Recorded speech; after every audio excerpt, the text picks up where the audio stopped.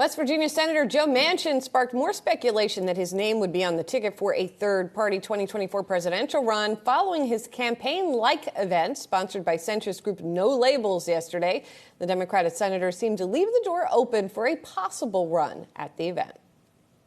If we're showing you the common sense that most Americans want to be governed by, and neither is doing that, and we can't push them back to the middle, that'll be a time to make a decision, whether it's me or anybody else.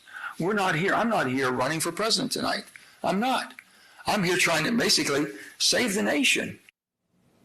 I'm not here running for president tonight. So what if he was running at some point? What would that mean for the landscape of the presidential election? Yahoo Finance's Rick Newman is with us now. So, Rick, what would it mean?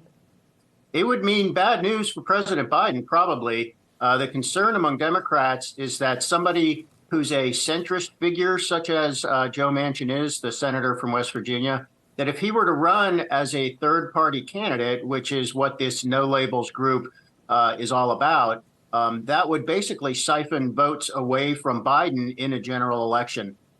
So that would benefit Republicans and make it more likely that the Republican nominee, whether it's Donald Trump or somebody else, could actually win.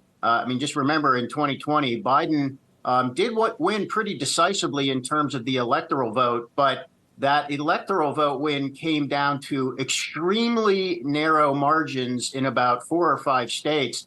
And if you could get some of those swing voters not voting for Biden and voting for a third-party candidate, that could be decisive based on the margins we saw in 2020. So that's a concern for Democrats. Now, other people say Manchin is, he's got a hero complex. He says he's there to New Hampshire to save America, that he's an attention hog, and that he's just preening for the cameras and enjoying the attention, that he will not actually do this because he's a little more committed to the Democratic Party than that. But it creates a little bit more drama in an election that's already looking kind of interesting. Yeah, indeed. Speaking of interesting with regard to the presidential campaign, you mentioned former President Donald Trump, who says he's been notified he's a target in the DOJ's probe into efforts to overturn the 2020 election. So, Rick, what does that all mean in terms of his candidacy?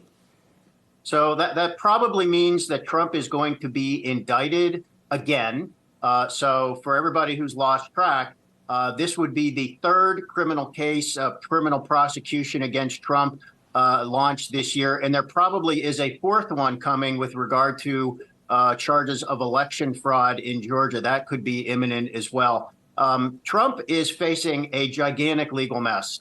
So this is going to make it very hard for him to campaign like a normal politician. But it has turned out to be good for him in one regard. Every time there are new charges against him, he sends out fundraising pitches, emails, and text messages, and people send him more money. So Trump may end up spending more time in court than on the campaign trail, assuming he goes forward with his 2024 campaign. But so far, he's got plenty of money because this has turned out to be a fundraising boon when Trump says, oh, the Democrats are prosecuting me and persecuting me. It works. People send him money. Remind me, Rick, is he allowed to use that money for his legal defense?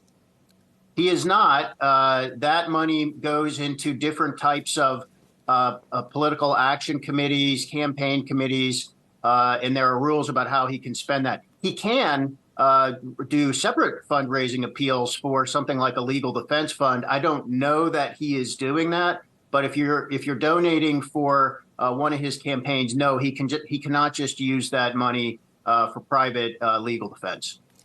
And Rick, one of our producers this morning thought it was April Fool's Day when he saw this story. BlackRock has named the CEO of Saudi Aramco to its board. Why did this seem like a joke? Well, BlackRock had been the poster child for ESG investing. And well, recently, as you and I discussed in a recent roundtable, BlackRock has really stepped away, and you've written about this, has stepped away from that ESG label. I mean, it's one thing to step away. It's another thing to appoint the head of the world's largest oil producer to your board. Right. So with regard to BlackRock, BlackRock is so big. I believe it is the world's largest money manager. If not, it's in the top 5. They cannot just ignore or shun an entire sector of the investing world, such as energy or fossil fuel energy.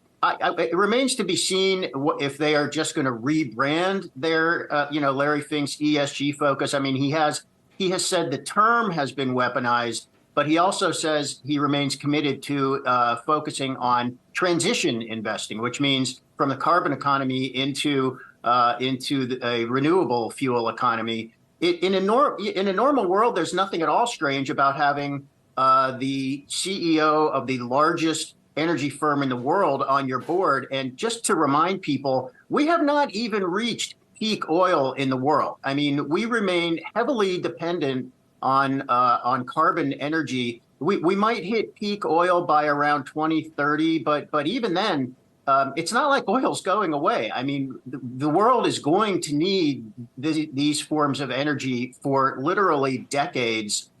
So this is maybe a nod to reality. You just have to acknowledge this type of energy is crucially important still. We just cannot flip over to, solar energy and wind by moving a few dials. It's going to take a heck of a long time and tons of infrastructure build out. Right. And that indeed, that acknowledgement does seem to be broadening. It's not just BlackRock, which is indeed the world's largest asset manager, but that realization seems to be more widespread as well. Right? I mean, one last thing I'll toss in there. So BlackRock, like many other big firms, shunned Saudi Arabia after the murder of the journalist Adnan Khashoggi, which I think was in 2018, which is linked to the Saudi crown prince. Now they don't seem to have such a problem with that. So we are seeing, even though the evidence is clear that that murder was linked to the crown prince of Saudi Arabia, the world is kind of saying, we don't care that much anymore. Let's just not forget that. Yeah, that is a very, very good point, Rick. Thank you. Appreciate it.